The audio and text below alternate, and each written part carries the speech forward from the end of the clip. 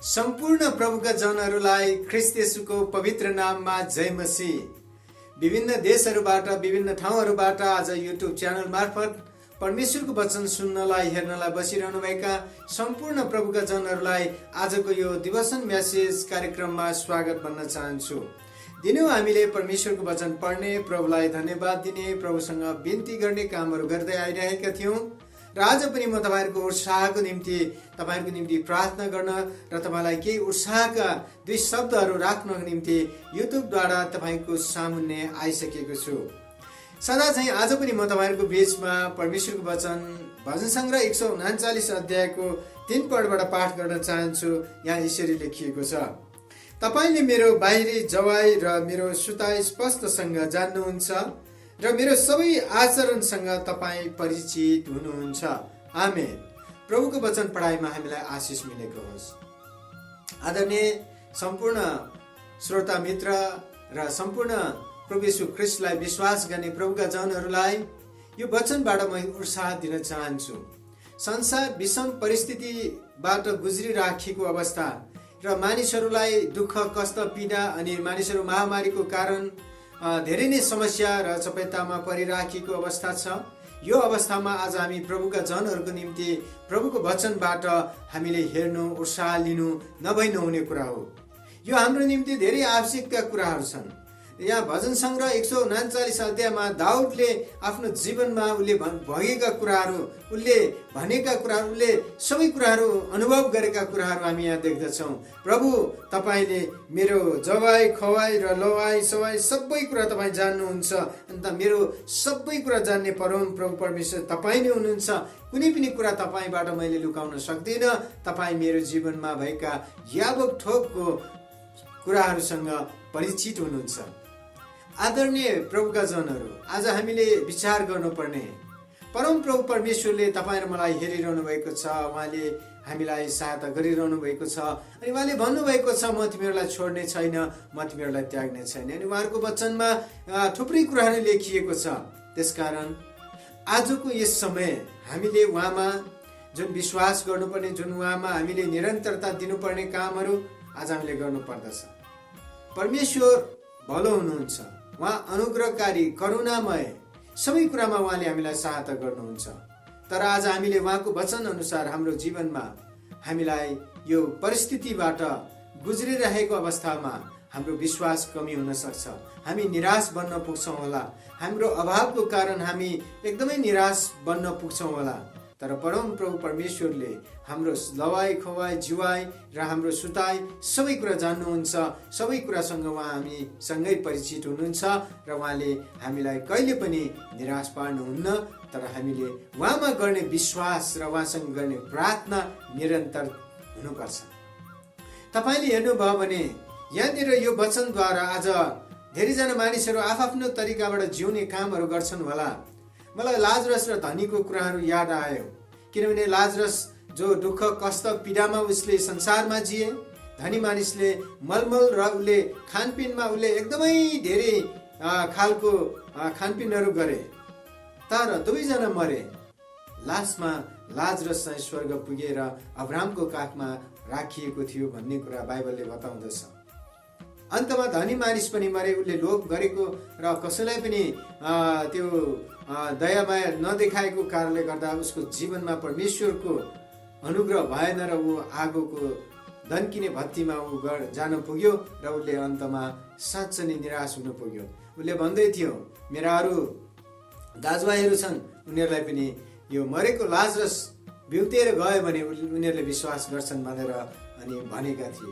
त्यसमा एउटा जवाफ आएको थियो कि व्यवस्थाका पुस्तक उनीहरूको साथमा छ, यदि उनीहरूले विश्वास गर्यो भने त्यसैबाट हुनेछ। तर आज हामीले याद गर्नु, हामीलाई यो विश्वास गर्नको निम्ति एउटा आधार बाइबल धर्मशास्त्र हाम्रो हातमा छ अनि यसद्वारा नै आज हामीले प्रभु येशू ख्रीष्टलाई विश्वास गरिराखेका छौँ। येशू ख्रीष्ट जिउँदो हुनुहुन्छ भन्ने कुराको प्रमाण यो धर्मशास्त्र बाइबलले हामीलाई दिँदछ। त्यसै कारण तपाईँ र मेरो जीवन उहाँले काम गर्नुहुन्छ। जब उहाँले तपाईँ र मेरो जीवनमा काम गर्नुहुन्छ तब हामीले यो कुरा स्पष्ट हुन्छ कि ख्रीष्ट येशू जिउँदो हुनुहुन्छ। आज धेरैजना मानिसहरू परिवर्तन भएका छन्, आज धेरैजना मानिसहरू बदलाव भएका छन् र धेरैजना मानिसहरूले प्रभु येशू ख्रीष्टलाई विश्वास गर्ने कामहरू गरिराखेका छन्। आज साँच्चै नै यस समयमा म तपाईँलाई उत्साह दिन्छु, मेरा प्रियजन, तपाईँले प्रभुमा विश्वास गरे जस्तै तपाईँको जीवाई, तपाईँको उठाइ, तपाईँको बसाइ अनि यी सबै कुरा जान्नुहुने परम प्रभु परमेश्वर नै हुनुहुन्छ। उहाँले नै तपाईँ र मलाई सहायता गर्नुहुन्छ। धेरैजना मानिसहरू आज निराशमा छन्, धेरैजना मानिसहरू आज दुखी छन्, कतिजनाले सुसाइडहरू गरे होला, कतिजनाले प्रभु परमेश्वर नपाएर नै मरेर गए होला। तर म जतिजना आज प्रभु येशू ख्रीष्टलाई विश्वास गर्ने र नगर्ने सम्पूर्णलाई म अनुरोध गर्न चाहन्छु, ख्रीष्ट येशू जिउँदो हुनुहुन्छ। ख्रीष्ट येशूमा जुन विश्वास हामीले गरेका छौँ त्यो विश्वास अनुसार आज तपाईँ र मलाई प्रभुले अनुग्रह गर्नुहुन्छ। मेरा सम्पूर्ण श्रोता मित्रहरू, आजको यस समय म तपाईँलाई उत्साह दिन चाहन्छु।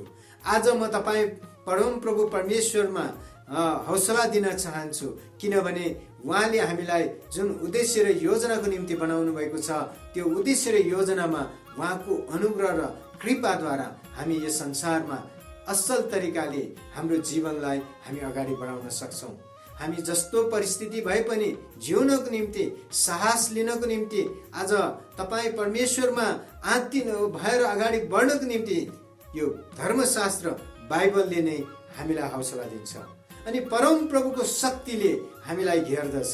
त्यसकारण हाम्रो विश्वास अनुसारको काम हामीलाई परम प्रभु परमेश्वरले नै गर्नुहुन्छ अनि हामी यो कुरा थाहा गर्न सक्छौँ यो वचनबाट, प्रभुले हामीले जे गरे तापनि उहाँले देखिरहनु भएको छ। त्यसै कारण हामीले कुनै पनि कुराहरू प्रभुका जनहरूले बिगार नगरून् भन्ने परमेश्वरको चाहना र इच्छा हो। तर कतिपल्ट हाम्रा विश्वासीहरूले उहाँको विरुद्धमा काम गर्दाखेरि हामी तुरन्तै फर्केर उहाँमा आउनु जरुरी छ, किनभने उहाँले हामीलाई पर्खिएर बसिरहेको हुन्छ। उद्धव पुत्रको बारेमा तपाईँले जान्नुहुन्छ, किनभने कान्छो छोरो सबै सम्पत्ति मागेर भागेर गए र मोज मस्तीमा ऊ लागे र बाउले पर्खेर बसिराखेको थियो। त्यसरी नै आज परम प्रभु परमेश्वरले तपाईँ र मलाई पर्खेर बसिरहनु भएको छ। उहाँले हामीलाई माया गर्नुहुन्छ, प्रेम गर्नुहुन्छ, उहाँको नजिक आएर उहाँसँग कुराकानी गरेको उहाँ चाहनुहुन्छ। त्यसै कारण आज यस बिहानीको समय हामी उहाँसँग कुराकानी गर्न, उहाँलाई धन्यवाद दिन, उहाँको नाउँलाई पुकार्न हामी भेला भएका छौँ। त्यसकारण मलाई विश्वास छ आज भन्सङ्ग्रह 139ले भने जस्तै उहाँले हाम्रो लवाई, खवाई, जिवाई, बसाई, उठाई सबै कुरा जान्नुहुने परम प्रभु हुनुहुन्छ। उहाँले तपाईँ र मलाई कहिले पनि छोड्नुहुन्न, त्याग्नुहुन्न र हामीलाई सहायता निरन्तर गरिरहनुहुन्छ।